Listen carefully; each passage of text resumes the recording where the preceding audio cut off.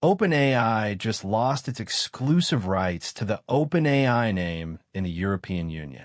That means anyone, even the smallest side project, can legally use OpenAI for their app, API, or marketing materials throughout Europe.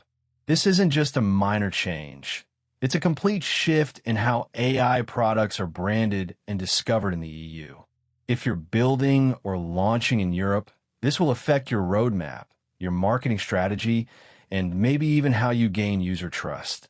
So, why is this more than just legal background noise?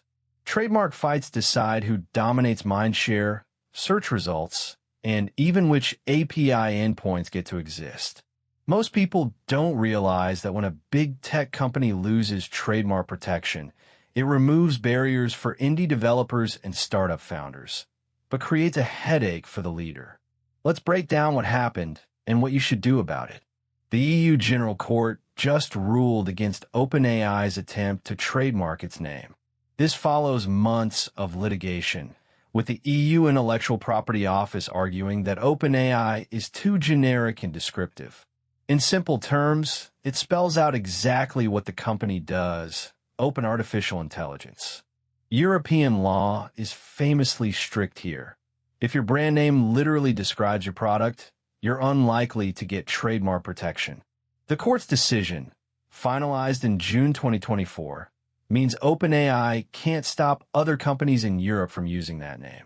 This sets a precedent, similar to previous rejections for terms like cloud computing or AI solutions. So in practice, startups and big tech firms can legally use OpenAI in their branding, URLs, APIs, with no risk of being sued. Don't miss the technical angle either. If you roll out a European SaaS called OpenAI Analytics, you won't get a cease and desist letter. Trademark law covers more than just flashy logos. It includes API names, domain names, and developer SDKs. Picture this. A tool called OpenAI.eu launches tomorrow, offering a chatbot competitor to GPT-4.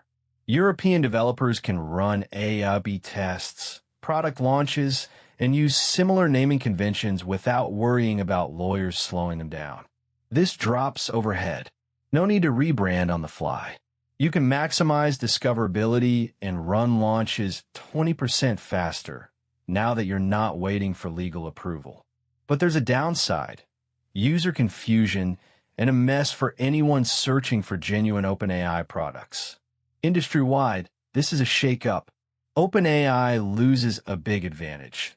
Startups get a shortcut to the top of Google results. Microsoft's probably sweating, since their Azure AI marketing in Europe heavily relies on OpenAI's reputation. You'll see smaller AI shops piggybacking off the brand, launching quicker, gaining credibility for free, and spending less on customer acquisition. But it's not only a win for the little guys. With dozens of tools now using OpenAI Reel and Spam, you'll need fresh strategies for trust and security. Prepare for impersonators, copycat SDKs, and apps claiming OpenAI-powered status. 6 months from now, the European AI scene could be twice as noisy and 3 times more competitive. If you're developing, you'll need to pivot your marketing and spend more on user onboarding and verification. Here's my perspective: it's highly underrated. Most people think legal battles don't affect their developer workflow, but this shift gives teams a tactical advantage: faster launches and fewer branding obstacles. For OpenAI, it's a wake-up call. The only way to protect your name is by building proprietary APIs and features, not relying on legal protection.